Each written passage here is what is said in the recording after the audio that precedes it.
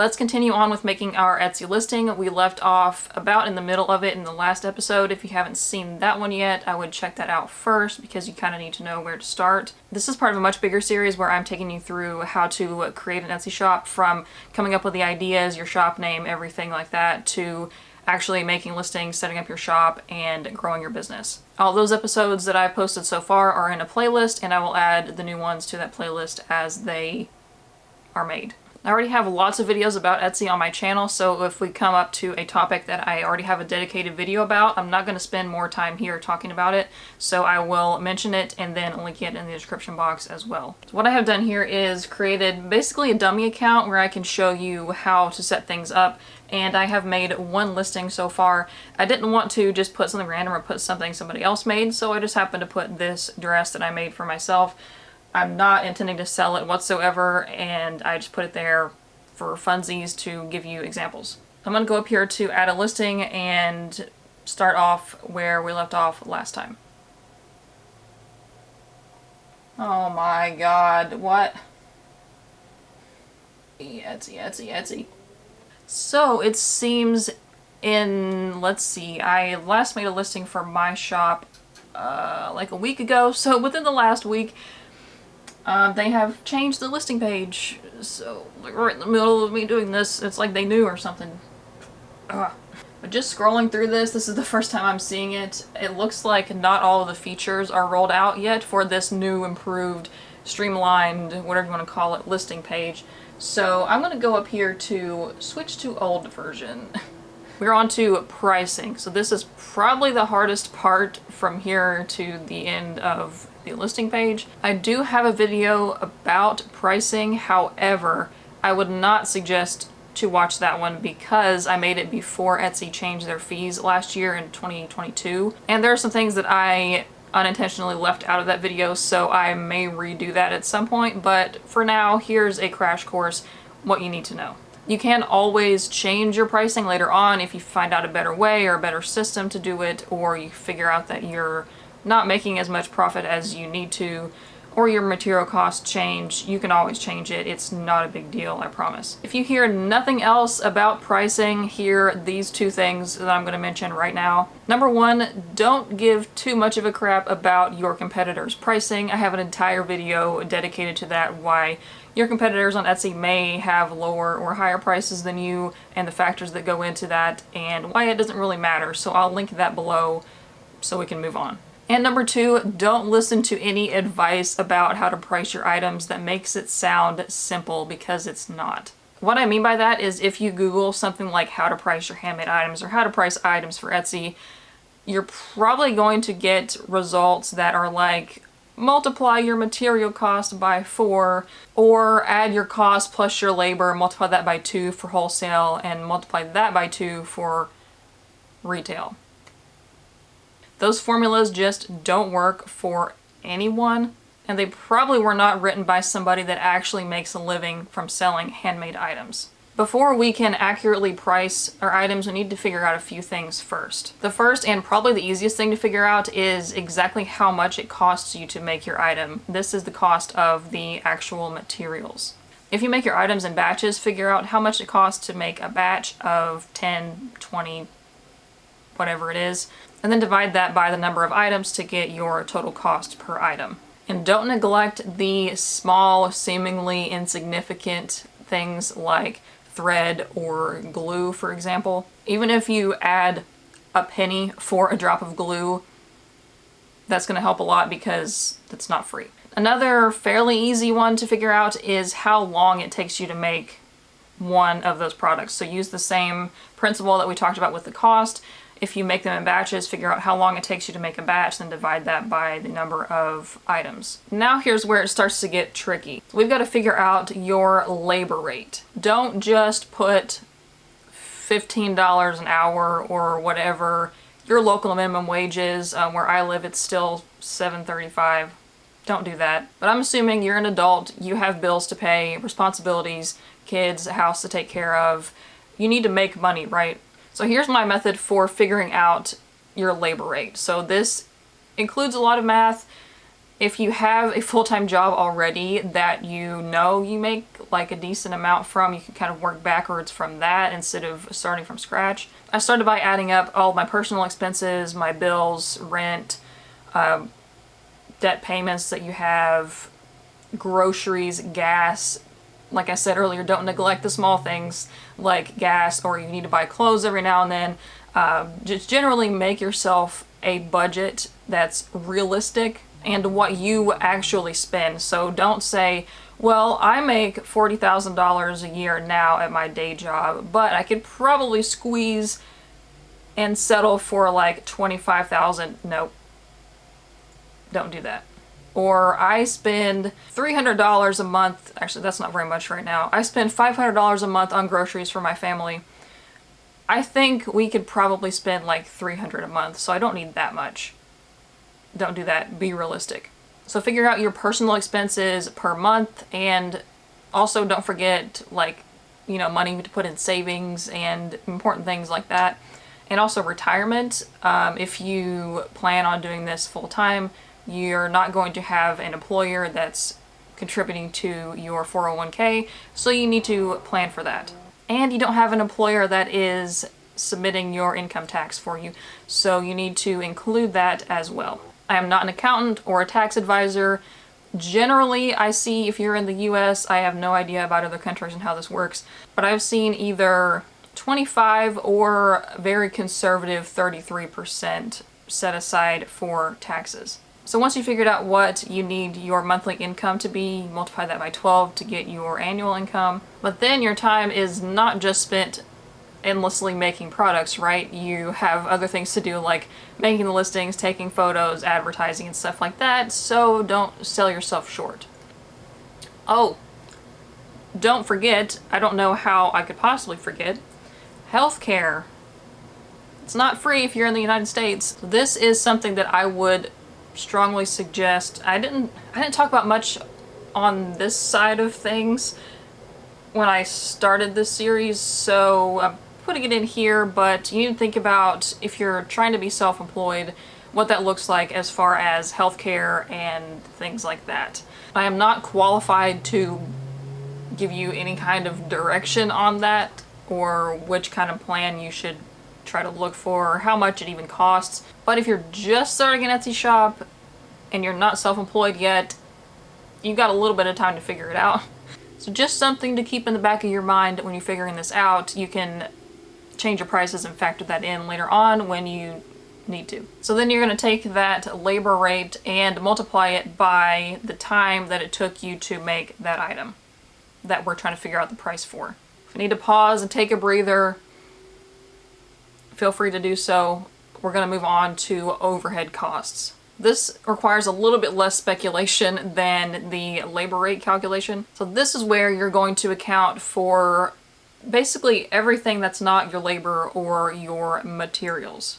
This is a very important step because your machines that you use, your computer, your printer, down to things like scissors, which don't last forever, anything physical that you use or space that you occupy that you need to pay for to run your business is going to be an overhead cost for the most part. Just as an example, I am a seamstress and my overhead costs would be things like, let me go around the room, my computer, mouse and keyboard, my label printer, my regular printer, lighting. I have 3 lamps on me right now that I actually do use for my product photography as well. My sewing machine, my air purifier so I don't get brown lung. Storage like bins and containers, shelves, chairs, tables, my ironing board, rulers, cutting mats. There's a lot. All of that stuff isn't free, right? Even if you use things that you already had before you started your business or even thought about starting it, you may need to replace or upgrade them at some point, so you need to account for that cost so it's not eating into your profit. The tricky part here is figuring out how much this amount is. So what I did was make a spreadsheet or just a bullet point list of all of the things like this. I have made separate categories, like my sewing machines are going to last for a very long time. I have industrial ones, so they should last. If I take care of them, they will not die before me. Like literally one of them is older than I am. But I made a column for things that are going to last a long time or should last like more than a year, shouldn't have to replace unless they break. And then I made separate categories for things like scissors that I'll have to replace or at least pay to have sharpened regularly. If you use cutting mats, they're supposed to last for a long time, but they don't really. If you use something like a Cricut machine, you are going to need blades and mats for that, so don't forget all of that stuff. And then I have another category for things that I pay every month. So like every year. So like my Canva Pro subscription, that's charged every year. My P.O. Box, I use ShipStation and Shopify, QuickBooks, anything like that. If you have like a Photoshop subscription or an Adobe Suite subscription or any kind of software that you use that you have to pay monthly for. And things like printer ink that I just remembered. If you don't have a printer already, I would suggest the Epson EcoTank because the ink is so cheap. Like I've had mine for 2 years and I don't believe I have ever refilled the ink. Like I put the original bottles in and I have an extra one, but I haven't had to use it. And it's a little bit less than half full, so they are beasts. So for the things like my sewing machines or printers, things that should last for more than at least a couple years, try to guesstimate or estimate when you're going to need a new one or how long you think it'll last or when you want to upgrade that piece of equipment at some point. Just estimate that and then divide the cost by the amount of time, you know what I'm saying? So like if I expect I use my printer, not my sewing machine because that's going to last forever, but the printer, I mean, you might get like 4 years out of a printer, knock on wood. Petting the printer because it's been very good to me, knock on wood again. Mine cost maybe $200, so you would divide 200 by 48. That's 4 years, yes. $4 a month-ish. Then once you have a total cost for your overhead expenses, and if you grow your business later on and you get like a warehouse or an office or something, that will also be included in the overhead expenses. Tricky part here though is figuring out how much to charge on this per item, right? Once you start selling things pretty consistently, you'll start to get an idea of how many items that you need to sell every month or every week, every day even, to pay your bills and meet your overhead costs and things like that. So again, you can always adjust it. Don't think this is all like you have to have this figured out now, because you don't, I promise. That your main goal is to start making sales and then figure things out. At least that's what I did. And the one more thing that we need to figure out before we even start thinking about the actual price is the packaging. Now this is more important because it is more tangible than things like overhead cost. So figure out how you're going to package your product that we're trying to figure out the price for. Figure out where you're going to get your packaging, if it's going to be in a mailer or a box. Do you need bubble wrap or like void fill, like the paper or shredded paper, stuff like that. You're also going to need tape. You're going to need shipping labels. If you have business cards and stuff like that you want to include in your packaging, then figure out how much it's going to cost to package one item. And keep in mind things like your packaging materials and your product materials or your supplies are going to, they should at least, get cheaper as you start selling more things, making more things, and buying things in bigger quantities to get wholesale discounts. For most of my products, they are going to go out in a mailer that is self-sealing, so I don't need tape or void fill or anything because my items are not fragile. And I use like high quality, eco-friendly, cardboard-ish mailer type things, and even with that in my higher end compostable shipping labels, it's still only about 50 cents per item or per order, because sometimes I can fit more than one item in the same packaging. So once you have all of that stuff figured out, now we cannot forget the Etsy fees. So this omniprofit.com, yes, omniprofitcalculator.com Etsy fee calculator is the one that I use, and I have set up my own spreadsheet based on this, but you can use this one for now, and it is really helpful figuring out the Etsy fees and calculating your profit margin. In order to use this calculator, you need to have like a rough idea at least of what your final price is going to be. and then you can work backwards to figure out what you want the final price to be. So I'm just going to demonstrate really quickly, and this is all going to be arbitrary numbers, so don't be like, oh, my numbers are way higher than that. Just don't worry about the actual numbers, okay? I'm just making stuff up. It's probably not realistic. So if I want to sell an item for, I think it should be around $25. Or just put a random number in there. I'm going to skip over to the item cost. So this is where I would add up your material cost, your labor cost, and the overhead, and also the packaging and the item cost. So that's going to look really high. So let's say it costs me $2 to make the item. So if it takes me 15 minutes to make this item, my labor rate is $25 an hour, quarter of an hour, so 25 divided by 4 is $6.25. So my labor cost is going to be $6.25, plus if it costs me $2, for example, to make that item, and my overhead calculation per item is like $3. Again, that's probably not realistic. And then, like I said a minute ago, it cost me about 50 cents to package an item, so I will put plus 0.5. So my item cost is going to be $11.75. And then for the shipping cost and shipping charge, so this is going to allow you to account for free shipping if you choose to do so. So the shipping charge is what the customer would pay for shipping. So in my case, I have free shipping over $35, so since this item is going to be less than that, the customer will pay the full shipping cost. So for a small item, it's roughly $4 right now, so I'm just going to put $4, close enough. And then since it is not free for me to ship things, your shipping cost is what you are going to pay to ship that item. So you should not charge extra for your shipping, so you would put the $4 or whatever it ends up being. And why it wants you to put in the shipping charge and the shipping cost is because the Etsy fees are on top of the total that the customer pays. That's including shipping and taxes, okay? So they're not going to charge you the fee just on the $25, right? They're going to charge you for the fees on top of $29. This is complicated as well. I'm sorry. This calculator is asking you to put in the tax, and they mean the sales tax, because when Etsy calculates the payment fee and the transaction fee, that is on the total amount that the customer paid, and if the customer pays sales tax, it's included in that calculation. So even though it's not much, it does make a difference. Although, as far as handling the sales tax on the back end, for most people, especially in the US, Etsy is going to do that for you, okay?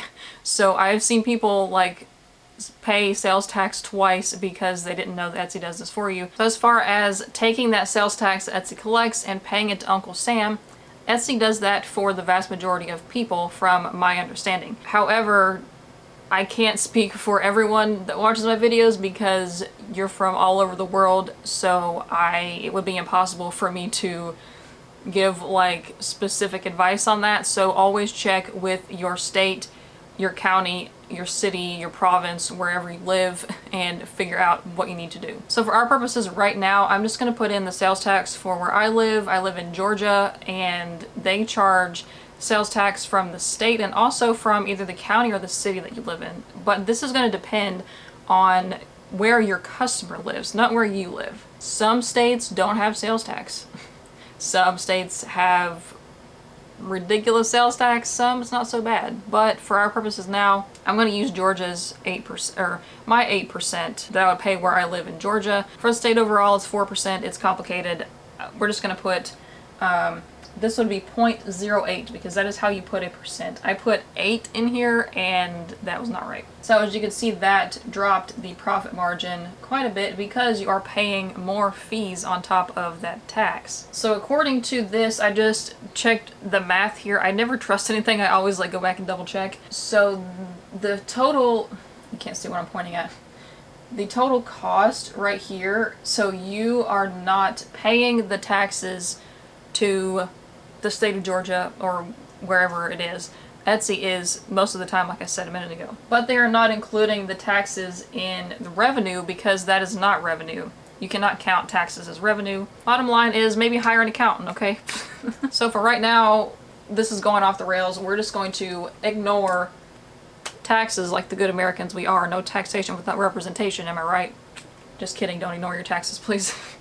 But basically, this is what we're trying to figure out, okay? Taxes or not. So this is the easiest way to calculate the fees for Etsy, because you need to account for those in your pricing, obviously. And if you need to be reminded of those, you can check them out right here, the Etsy fees explained. So there are 3 fees that you need to be aware of for Etsy. So the first one is get the names confused. The first one is the transaction fee. So that is basically Etsy's cut of the sale. And that is now 6.5% of the total amount that the customer pays. So for the transaction fee, that is right here, the $1.89, we can test that with our handy dandy calculator. So if the customer has paid $29, you multiply that by 0.065. That is rounded up to $1.89, so this is correct. And then you can't forget that 20-cent listing fee. So when you make a listing, you're going to pay the 20 cents upfront when you first create the listing. I believe I explained this in the last episode as well, but explain it again because you need to hear it multiple times, because I was confused when I first started as well. So the 20 cents, you're going to pay that when you first publish a listing for sale. It does not matter how many of that item you have in stock. So you could have 1, or you could have the maximum of 999. It's not going to charge you 20 cents times 999. It's just going to charge you 20 cents. So that 20 cents is going to cover that item, the first one, regardless of if you sell it or not. That is basically just Etsy like renting, quote unquote, you the space on their website to put that item, because they want to make money, you know, if you don't sell anything, obviously. But let's say a customer buys 2 of something. So if you have bracelets, right? A customer buys a bracelet for them and their bestie. So you paid the 20 cents for bracelet number 1 when you made the listing. But then when you sold 2 of them, you have not yet paid the 20 cents for bracelet number 2. So they're going to charge you that when that customer makes that order of 2 bracelets. But then if you have more than 2 in stock at that point, you will pay the 20 cents again for the ability to sell bracelet number 3. It's a little bit easier maybe to think of it as that listing costs you 20 cents to post no matter what. And then it's 20 cents per item that you sell from then on. Unless you don't have any more in stock, in which case they're not going to charge the 20 cents.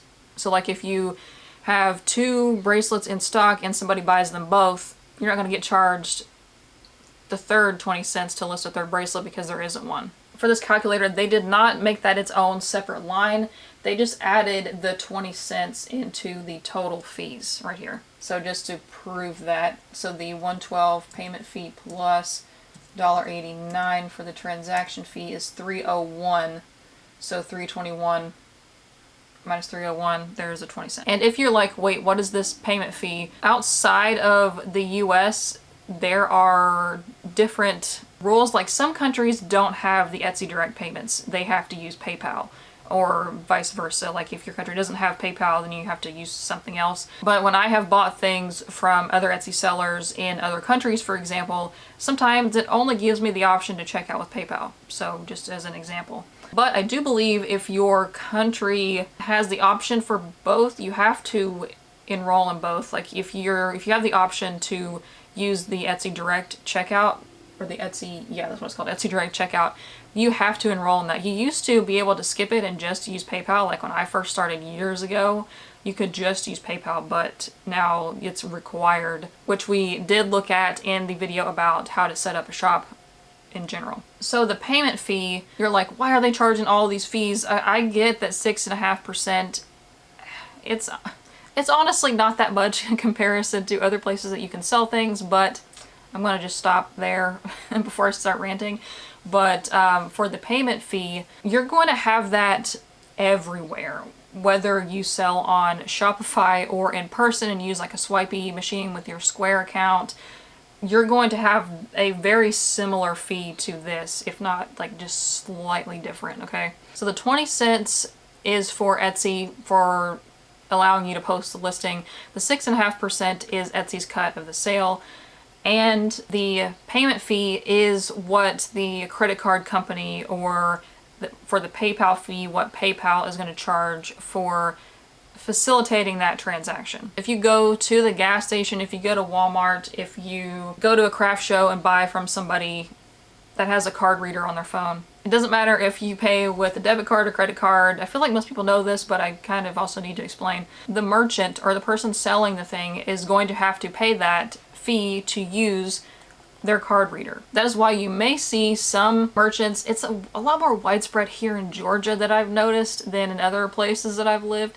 But you may see places either charge like a fee for using a credit card, or they may have a minimum, like at some gas stations you can't use a credit card for less than $5 because it's not worth it for them to pay that fee. And in some places that's also illegal to do, so whatever. But the bottom line here is, let's figure out how they come up with this fee, or how it's calculated. So as you can see, it is 3% plus 25 cents. So if this customer paid $29, we do 29 times 0.03, that's 3%.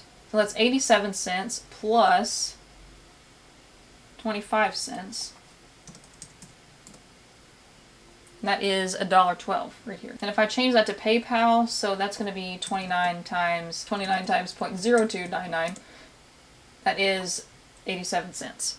So now what we're going to do is figure out our profit margin. Okay, we're almost done with pricing, I promise. So what we're trying to do now, I have not confirmed that I want $25 to be my final price for this item. The key thing that I am looking at here when I do this and figure out what my price is going to be is look at my profit margin and also the profit dollar amount, which it does show you right here. A question that I get asked quite frequently is, what's a good profit margin, or how much should it be? So when you're first starting out, your profit margin is probably going to be pretty low for the sole fact that you are not going to be getting your materials at bulk or wholesale prices. So you're probably going to be paying at least twice as much for your supplies as you ideally should be. And that's including your materials to make your products and also your packaging. I beg of you to not go to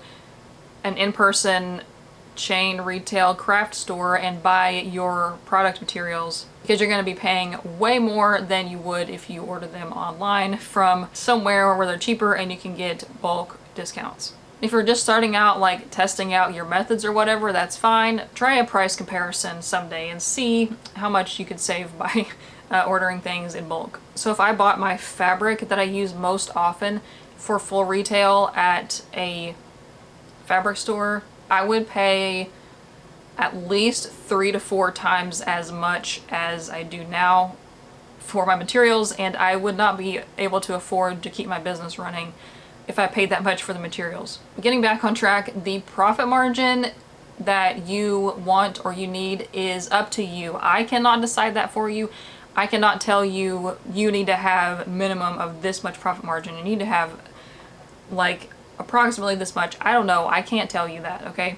Because I don't know your business. I don't know your situation. I don't know like how much your materials are costing and all of that. I cannot make that decision on an individual basis. That's too much for me to do for thousands of people. So I can only tell you that based on what I do, if I can't have more than 20% profit margin, I will not list that item for sale. That is what works for me so far, and some people's is as low as like 5%, which and you probably won't turn a profit overall for a long time. So if I'm thinking about listing an item, I will do all these calculations before I even start making it, just to see if it's viable. And if it's not at least 20%, I will sometimes just scrap it, or I will try to wait until I can find the materials for a cheaper price, figure out how to make it faster so the labor cost is less. Your profit amount is so important for the longevity of your business. Because even if you make back or break even, is what that's technically called, on your materials, your time, your overhead, all that stuff, if you're not then making a profit, where are you going to go from there? You need to have money to buy more supplies and expand and, you know, buy better equipment, different equipment, stuff like that. So if you don't make a profit, your business is going to die real fast. So if I was selling this hypothetical item for $25 and the profit margin was 34%, I would be okay with that, depending on how labor intensive it was. Another thing to consider though, why I said I can't decide for you and what works for me may not work for you, because my profit margins are the lowest on Etsy. I sell things on Shopify, wholesale to other businesses, and occasionally do my own in-person events, and Etsy profit margins are by far the lowest because of the fees. And I will calculate all of that before I even start making a product, because I want to be able to sell it everywhere. If I'm not going to make a profit in one place or the other, then it's not worth it. Let me pull up an example just to show you that. So this is a spreadsheet with a lot of numbers that I've cut off part of, but so for like this first item, my Etsy margin is only about 30%. Then I also calculate that item if somebody has free shipping, which I will cover in the next video about shipping. But I actually do make a higher profit margin on orders with free shipping because they order more items at one time. So the margin for that, if somebody orders 4 of this item to get the free shipping, then that will be 34%. And then on Shopify, it's 37% if they just buy 1. And then if they get free shipping on Shopify, so they buy 4 of this item, the profit margin is 52%. And then if I sell this item for wholesale, that is 25%. So let's go back to what I said earlier about not believing those crappy formulas that you might find on the internet. So the first one that I find most often is to just multiply your material cost by 4. So I think I put $2 for my material cost. Would be 2 times 4, and that would be $8. So if I put $8 in here using that baloney method of figuring out your pricing, I would lose $5 on that product. Although it wouldn't include all of this, right? So $11.75, that would be like $2. But I would actually be losing money because I was not accounting for labor or overhead costs. So, and the other one that I will see is cost plus your labor costs plus the $2 to make it. That would be still $8.25 times 2 for wholesale, and then times 2 again for retail, and that would be $33. So not too far off for that one actually, or it's going to cost so much that a customer won't even buy it. So let's go through the last part of this now. This video has been so long, but I appreciate you sticking with it and learning. So for your quantity, this seems straightforward, but you want to think about if you're going to list things you already have made and ready to go, or are you going to make this how many things that you can make with the supplies you currently have. Whatever way you want to do it is up to you. I just would not set this to be more than what you physically have materials for in stock or what you can reasonably make. So if you want to put 999, that's the maximum quantity you can list, and for some reason you have like a post go viral on social media, or this listing starts getting a lot of attraction and you sell a lot of this thing, are shooting yourself in the foot if you have too many available to purchase, because then you're not going to be able to fill them. You're going to have angry customers, so just don't even go there. I would put how many you actually can make with the supplies you currently have, at least. And then for your SKU numbers, these aren't so important if you don't have that many products. This is going to be more important if you have a lot of products, like a large catalog of things that you need to be able to sort, or your things are similar to each other that you need to be able to tell them apart. For me, the SKU numbers are important because I have a third-party app or program that syncs my Etsy and Shopify, so that goes based on the SKU number, which is, you know, more easy for a computer to do than by the title. And then for our variations, so these are going to be based on your categories. So if I change this back to dresses, just as an example, it doesn't, you know, it's going to depend on what your item category is. This is just for demonstration. So the variation options that it has are going to be related to whatever category you pick. I'm not sure why flavor and scent are options for dresses, but I guess if you have candles or something edible, then that would apply to yours, but I don't know. So let's say I want to have variations. So you can have up to 2 different variations. So I can add like the color of the dress. I can also do something like the size, right? That's probably going to be the most common if you have clothing, is the size and color. So then you can pick if you want different prices for each color, different quantities, or different SKU numbers. So this is going to be up to you how you want to do this. You'll probably want to at least pick the quantities vary, and then if none of those options work, like the color or size or whatever, you can add your own. So I'm going to add primary color options, so we will just do black and white. Those options are here. And then for sizes, it's going to ask, I'll just do women's letter sizes, like small, medium, large.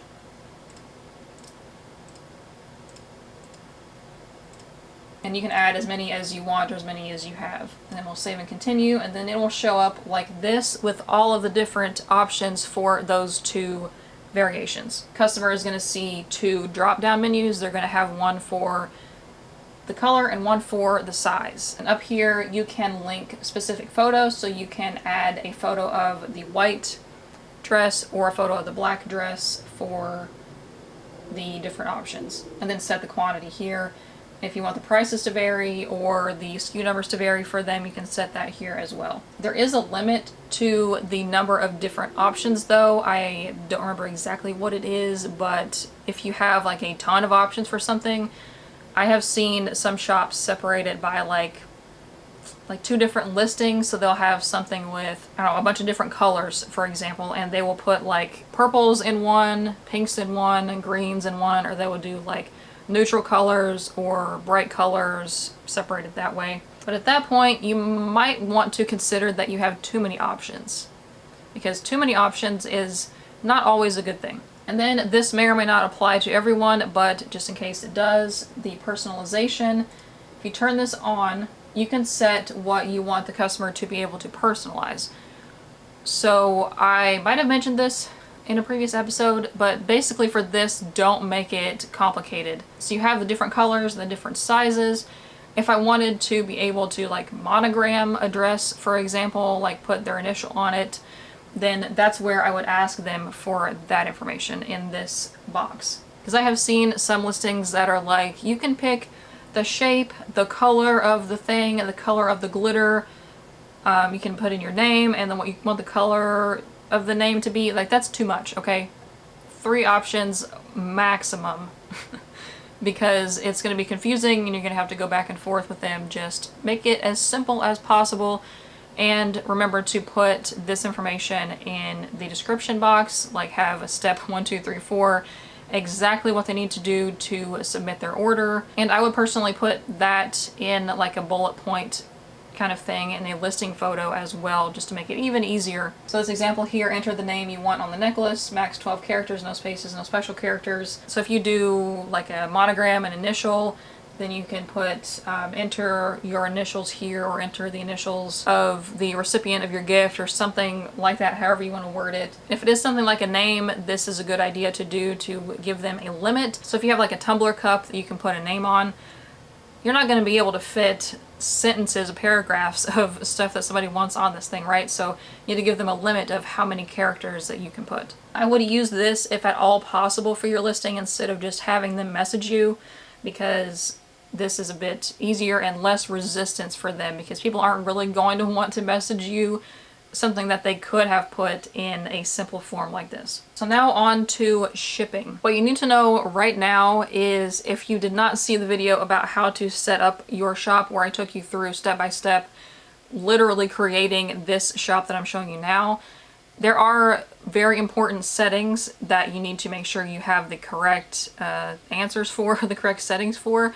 So if you missed that, go back and double check, because you could be charging things incorrectly or not have the right options that you need. So also the next video is going to be specifically about shipping and how to do it, how to charge for the free shipping and all of that. So for right now, I'll just get you through filling this out, and then if you want to wait and watch the next episode, then you can do that. So where it says shipping prices, calculate them for me, I would venture to say that you never want to put fixed shipping prices. I'll explain a lot more about this in the next video, but I would not advise hardly anybody to use flat rate mailers and things like that because they often cost more than calculating it by weight. So for this is the origin zip code. So this is the zip code of the post office that you're going to send the thing from. So some people maybe live like in a rural area, or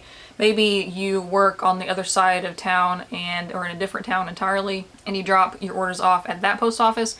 You want to get it as accurate as possible. They are not going to turn you away from the post office if you put the wrong zip code, especially if it's right next to each other, but I wouldn't put that you are shipping from New York City when you're actually in LA, because that is a huge difference in cost and they probably won't like that. And then for your processing time, you want that to be realistic but as short as possible, because people aren't going to want to wait for a long time for you to ship their order.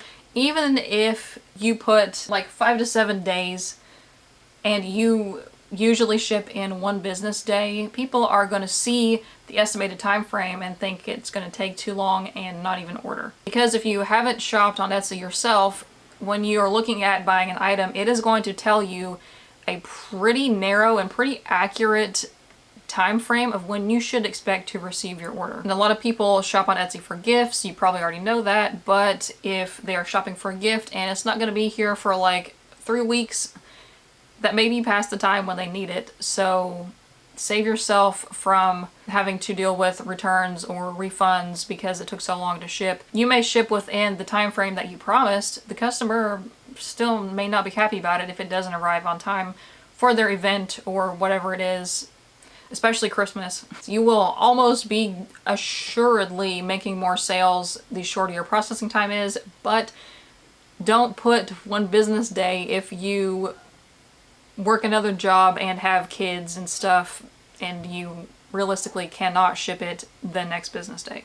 And Etsy will penalize you for missing that deadline. And if it's repeated, they may take like action against your shop, whether that is suspending it, or if you are backed up with orders, sometimes they will put you on vacation mode involuntarily so you can catch up, because they are obligated to fulfill their promise to their customers as well, which are also your customers. And if your shop is not able to fill those promises, then they are not going to be promoting your shop. It's just bad for business if they are allowing people to repeatedly ship orders late or past the time when they said they would. Personally, I usually ship my orders the next business day, but just in case something happens, or if I like run out of supplies, or if I get a sudden surge of orders out of nowhere, I have a little bit of time to be able to get them out before the deadline, and it's not too long to where people are going to be put off from buying it. And you might be like, well, what do I do with this if I go on vacation? Etsy does have a vacation mode. I have an entire video about that as well. Long story short, I would not recommend using vacation mode unless you're going to be gone for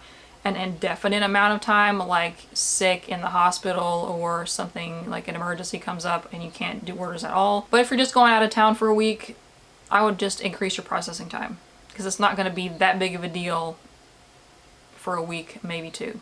And the next thing is where I'll ship. So you can ship internationally pretty much to anywhere through Etsy. The only exception that I can see is countries that are like currently sanctioned by the US, because I'm in the US, like I cannot see Russia or Cuba as an option. So I guess it depends on where you're shipping from. That determines where you can ship to. So international shipping with Etsy is not difficult at all. It may sound like scary and you gotta do all this stuff. I promise it's fine. If you do everything you're supposed to, set up the shipping stuff right, make sure you put in the right weight and everything that you're supposed to do on the back end, it's not gonna cost you like an arm and a leg out of pocket because the customer is going to be paying for that.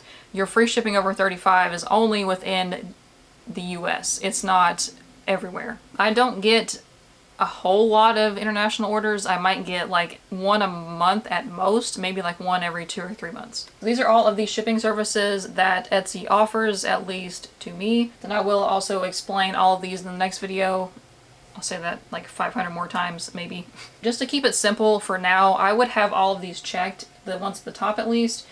And then for advanced, if you do sell things like books, film, printed music, scripts, videos, CDs, DVDs, stuff like that, you can select this as an option on an item by item basis, right? So if you sell like vintage books, or would this be VHS tapes as well? I don't know. Just don't abuse this or any of the mail services really, because USPS is pretty strict. But if you have items that this may apply to, then double check with the USPS website and make sure that the specific item that you have is able to be shipped with media mail, because it is a little bit cheaper than any other options, and your customer will appreciate that, again, if it's an option. And then I would also check the parcel select. So this, from my experience, is slightly cheaper than priority mail for items over £1. And if you sell small, light things like postcards or stickers,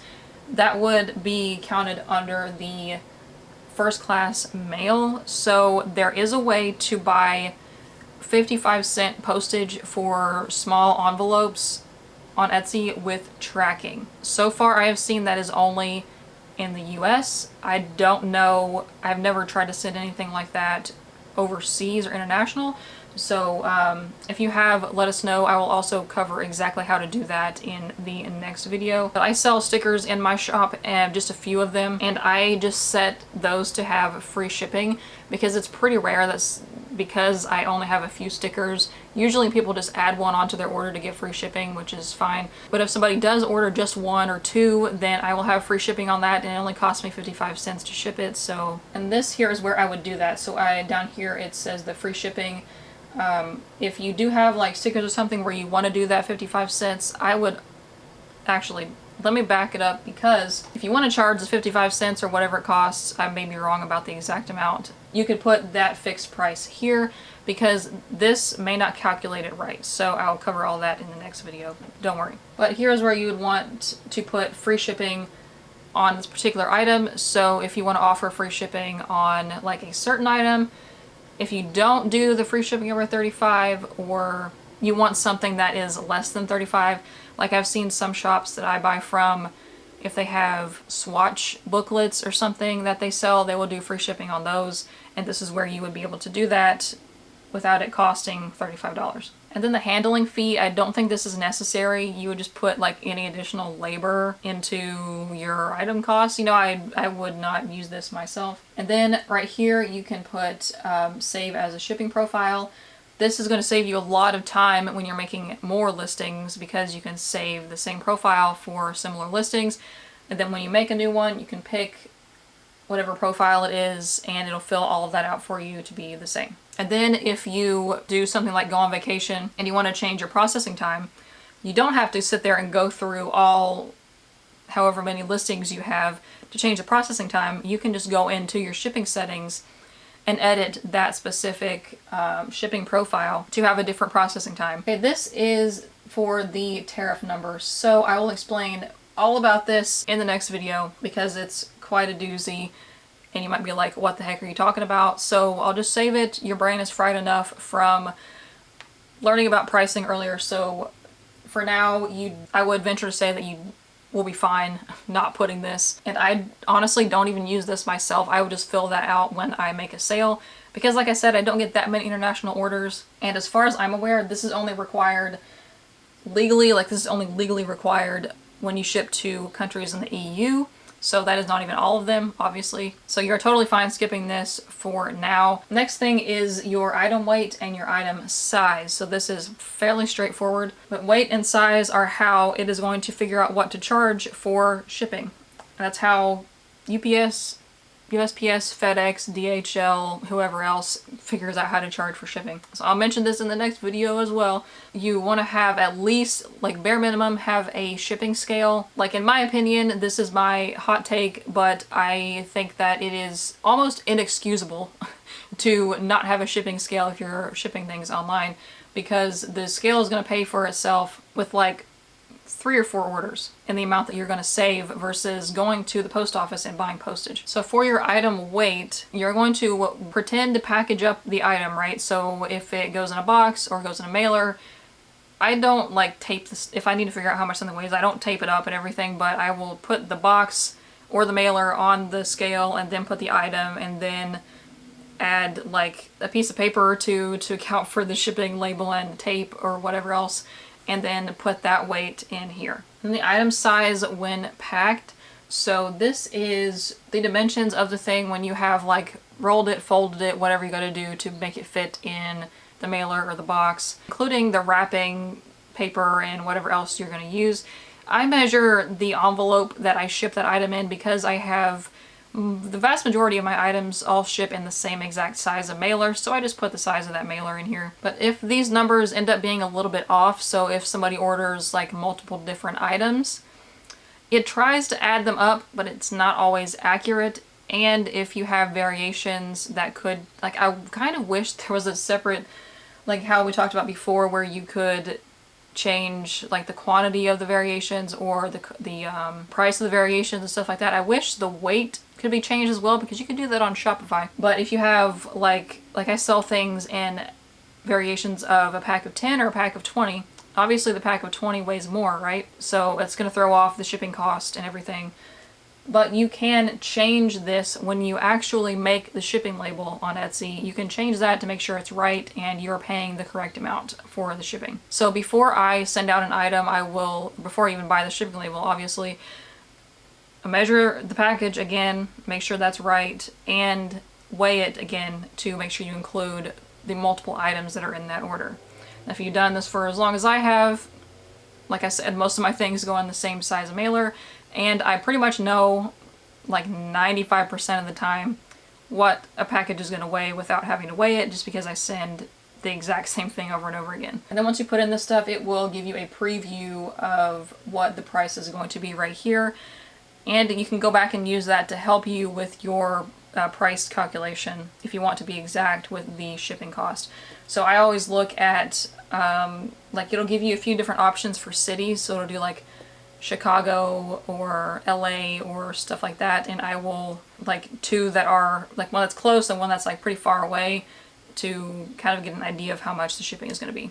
And the last thing is your returns and exchanges. So this is going to be up to you. I would suggest, especially if you're shipping internationally, because I believe the EU requires that you allow returns or exchanges. I have never, like I have over 3,000 sales now and I have never had somebody like make a return, so do with that what you will. But people feel better about buying if they know that they can return it if they need to or if it doesn't work out. So feel free to set your policy to whatever you think or what Etsy's recommendation is. So that was everything about the actual listing page on Etsy, and now we're going to learn about how shipping works in a bit more detail than I explained before, so stick around for that, and I will see you in the next one. Bye.